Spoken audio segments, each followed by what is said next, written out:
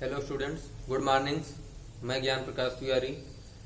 आज क्लास 12 की मैथ में मैं आप सबको आव्यूह के बारे में पढ़ाऊंगा। इसके पहले वाले वीडियो में मैं आप सबको आव्यूह के बारे में बताया था और उसके जो भेद होते हैं उसके बारे में भी आप सबको बताया था। आज के इस वीडियो में हम क्या सीखेंगे? दो आव्यूहों का योग। क्या सीखेंगे? आव्यूहों का योग। अब इसमें सबसे पहले इसके बारे में जानेंगे कि दो आव्यूहों का योग कैसे करते हैं। इसका जो नियम है, इसका नियम क्या है कि यदि दो आव्यूहों को, जैसे मान लीजिए कि एक आव्यूह है, मान लेते हैं कि ए बराबर, और इस आव्यूह के जो तत्व हैं, इसके पहले बताए थे कि आव्यूह को अंग्रेजी वर्णमाला के बड़े अक्षरों से प्रदर्शित किया जाता है। इसलिए जो पहला वाला आव्यूह लिया गया है उसको कैपिटल ए से प्रदर्शित किया गया है, और इनके तत्वों को अंग्रेजी वर्णमाला के छोटे अक्षरों से प्रदर्शित करते हैं। इसलिए जो यहाँ पे आव्यूह था उसके स्मॉल लेटर AIJ के रूप में इनके तत्वों को प्रदर्शित किया गया है। और तथा दूसरा आव्यूह है B लिया गया है और उसके तत्व जो है उस आव्यूह के स्मॉल BIJ के रूप में प्रदर्शित किया गया है। और इसके बाद जो दोनों आव्यूह हैं ये किस क्रम या कोट के हैं? यम गुणे यन क्रम या कोट के हैं। मतलब ये कि जो पहला आव्यूह है A, ये भी यम गुणे यन क्रम या कोट का आव्यूह है, और जो दूसरा आव्यूह है B, ये भी जो है यम गुणे यन क्रम या कोट का आव्यूह है। अब इनका योग कैसे करते हैं हम जानेंगे कि यदि दो आव्यूह A बराबर AIJ तथा B बराबर BIJ, IJ जो है पंक्तियों और स्तंभों को प्रदर्शित करता है, तो एक यम गुणयन के हैं, दोनों आव्यूह यम गुणयन क्रम या कोट के आव्यूह हैं, तो उनके इन दोनों आव्यूहों का योग जो होगा कैसे प्राप्त होगा? जब उन आव्यूहों के संगत तत्वों को आपस में जोड़ा जाएगा तब जो हमें प्राप्त होगा वह क्या कहलाएगा? दोनों आव्यूहों का योग कहलाएगा। अब इसको देख लीजिए हल करके कि जैसे पहला आव्यूह A बराबर AIJ लिए थे, तो जब इनका योग करेंगे तो क्या होगा? A प्लस बी प्राप्त होगा। अब A प्लस बी में क्या प्राप्त होगा? जो पहला वाला आव्यूह था उसके संगत तत्व थे क्या? AIJ, और दूसरा आव्यूह क्या था? जिसके तत्व है B था और इसके तत्व है BIJ। अब ये दोनों आव्यूह जो हैं यम गुणे n क्रम या कोट के आव्यूह हैं। अब हम क्या करेंगे? इन दोनों का योग निकालेंगे, तब हमें क्या प्राप्त होगा? AIJ प्लस BIJ, और इन दोनों आव्यूहों का योग जो होगा वो भी किस क्रम या कोट का आव्यूह होगा? M गुणे n क्रम या कोटि का आव्यूह होगा। अब एग्जाम्पल के रूप में देखेंगे कि दो आव्यूहों का योग कैसे हम करते हैं। तो यहां पे एग्जाम्पल के रूप में क्या देखेंगे? दो आव्यूहों का योग देखेंगे। जैसे मान लीजिए कि एक आव्यूह लिया गया क्या? A। अब इनके तत्व हैं अंकों के रूप में, मान लीजिए कि इसके तत्व हैं 1, 6, 5, 9। ये पहला आव्यूह है। अब इसके बाद अब दो आव्यूहों का योग कर रहे हैं तो दो आव्यूह होना चाहिए, तो क्या करेंगे? दूसरा आव्यूह ले लेते हैं एग्जाम्पल के रूप में कि आव्यूह B बराबर है, इसके कुछ तत्व हैं, मान लीजिए कि 10, 9, 8, 7।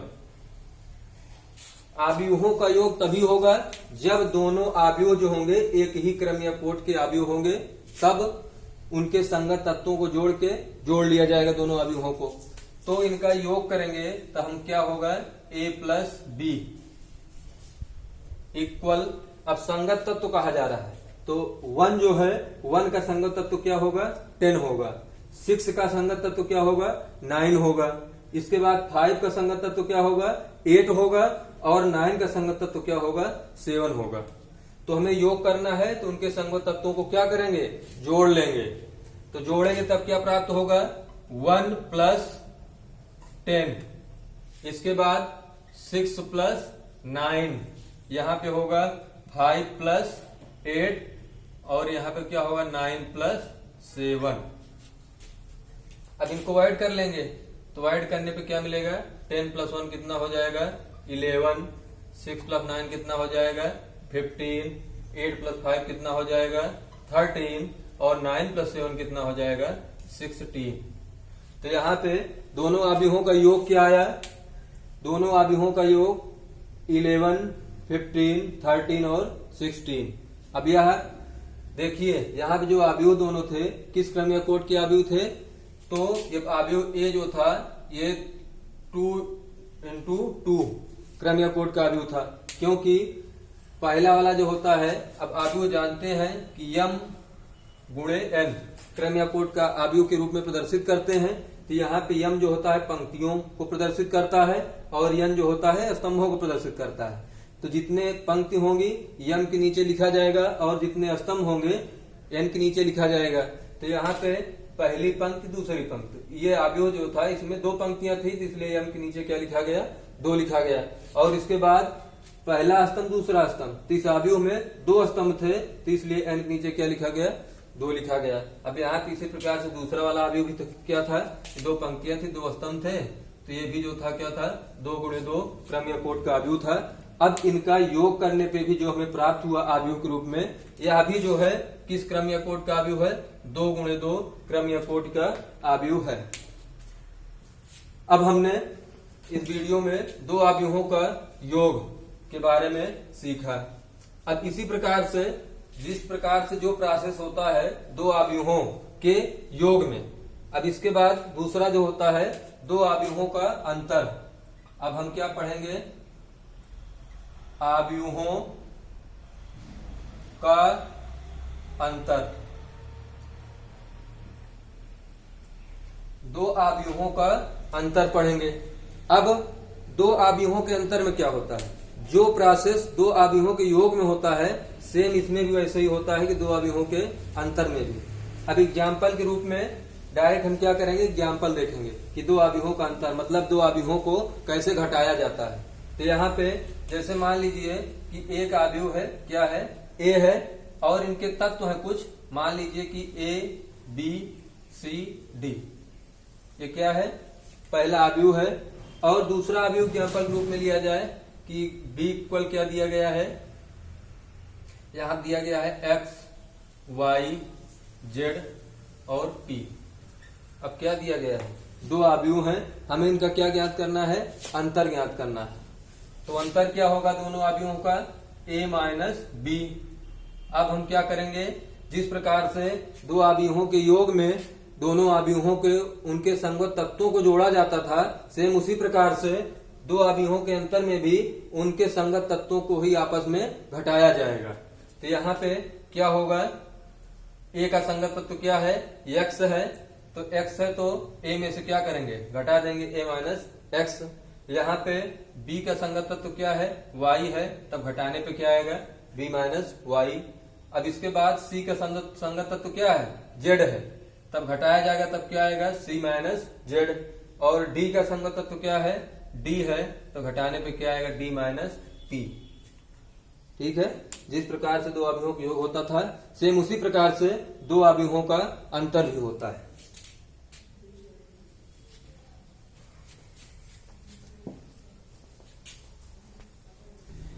मेरे प्रिय बच्चों, हमने आज के वीडियो में 2 आव्यूहों का योग और अंतर के बारे में सीखा। अब हम आगे क्या सीखेंगे कि अदिश का आव्यूह से गुणनफल। अब अदिश के स्थान पे कोई भी राशि हो सकती है, जैसे मान लीजिए कि कोई आव्यूह दिया गया है, क्या दिया गया है आव्यूह। अब आव्यूह के रूप में जैसे मान लो एक आव्यूह है क्या a और इसके कुछ तत्व हैं अवयव हैं इस आव्यूह के, मान लीजिए यहाँ पे दिया गया है क्या 3 4 5 6। अब 2 गुणे 2 क्रम या कोट का आव्यूह है यह। अब हमें क्या करना है, किसी अदिश से यहाँ पे इस आव्यूह में गुणा करना है। हम क्या सीखेंगे इसमें कि अदिश का आव्यूह से गुणनफल। अब जैसे मान लीजिए अदिश के आव्यूह के गुणनफल में क्या होता है कि जैसे मान लो हमें मान निकालना है क्या कि ये आव्यूह ए दिया गया है, अब हम इसमें गुणा करें किससे, 3 से, तब मान क्या क्या बन जाएगा, 3a हो जाएगा। अब यह जान लीजिए कि जैसे हम किसी राशि से गुणा करते हैं आव्यूह में, तो उस आव्यूह के जो जो अवयव होते हैं या तत्व होते हैं, जिस राशि से गुणा किया जाएगा उस आव्यूह के प्रत्येक तत्व में गुणा होगा। क्या होगा, जिस राशि से हम उस आव्यूह में गुणा करेंगे उस आव्यूह के प्रत्येक तत्व में उससे गुणा होगा उस राशि से। तो जैसे 3 से यहाँ पे क्या किया जा रहा है, गुणा किया जा रहा है, तो यहाँ पे पहला तत्व क्या है, 3। अब गुणा किससे कर रहे हैं, 3 से, तो 3 गुणे क्या हो जाएगा, 3। अब इसी प्रकार से 3 से 4 में भी गुणा होगा, तो 4 गुणे क्या हो जाएगा, 3। अब इसके बाद 5 गुणे क्या हो जाएगा, 3, और यहाँ पे क्या हो जाएगा, 6 गुणे 3। मतलब ये कि किसी आव्यूह में अधिक से गुणा होगा तो उस आव्यूह के प्रत्येक अवयव में हमें गुणा करना पड़ेगा। तो यहाँ पे क्या हो जाएगा, इसको हल करेंगे तब 3 इंटू 3 9, 4 इंटू 3 12, 5 इंटू 3 15 और 6 इंटू 3 80। तो हम क्या सीखा हमने कि अदिश का आव्यूह से गुणनफल, यदि किसी अदिश से आव्यूह में गुणा किया जा रहा है तो उस आव्यूह के प्रत्येक अवयव में हमें क्या करना पड़ेगा, गुणा करना पड़ेगा। तो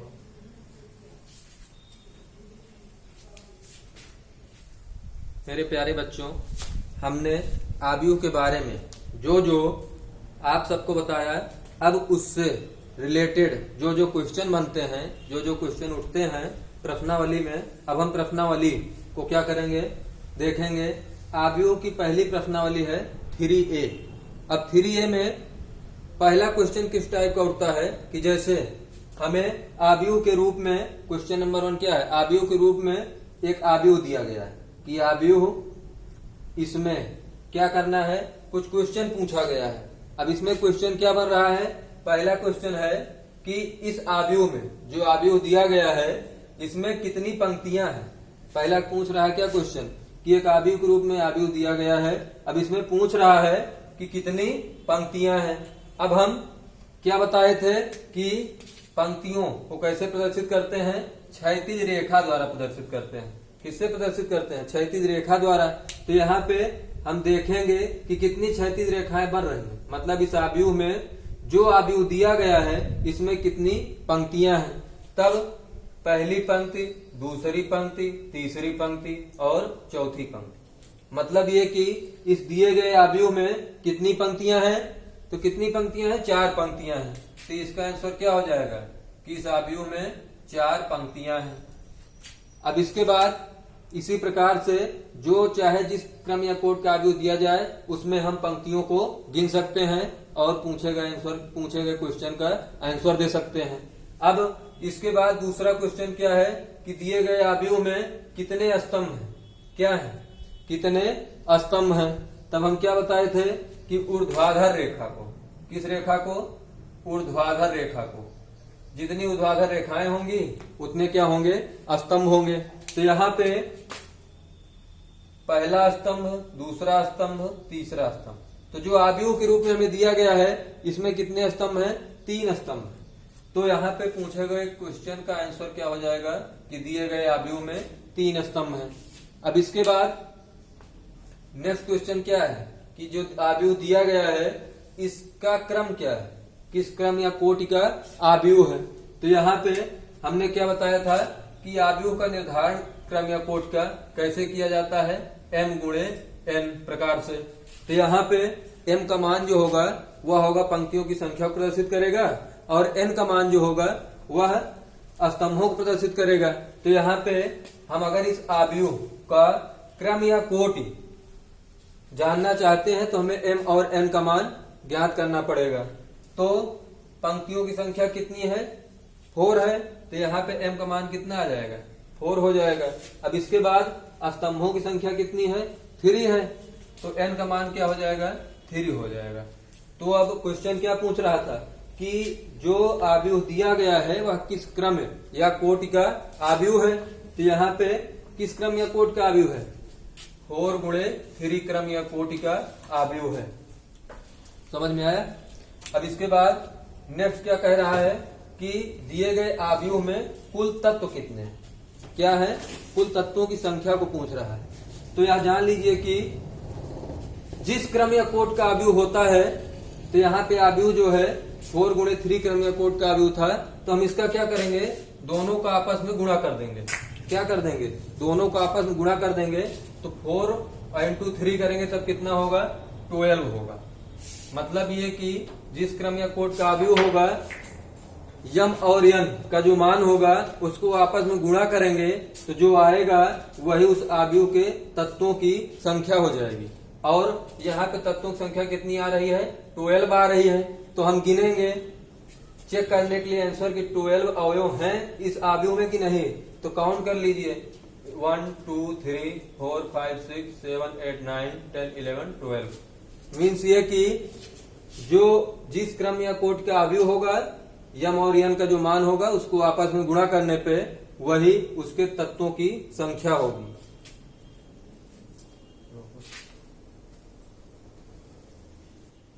मेरे प्यारे बच्चों, आज के इस वीडियो में जिस जिस टाइप का क्वेश्चन बताया गया है, आप सब बुक में 2 आव्यूहों का योग और 2 आव्यूहों का अंतर जो होगा उस टाइप का क्वेश्चन प्रश्नावली 3A में जो जो क्वेश्चन होगा उसको आप सब सॉल्व करिएगा। धन्यवाद।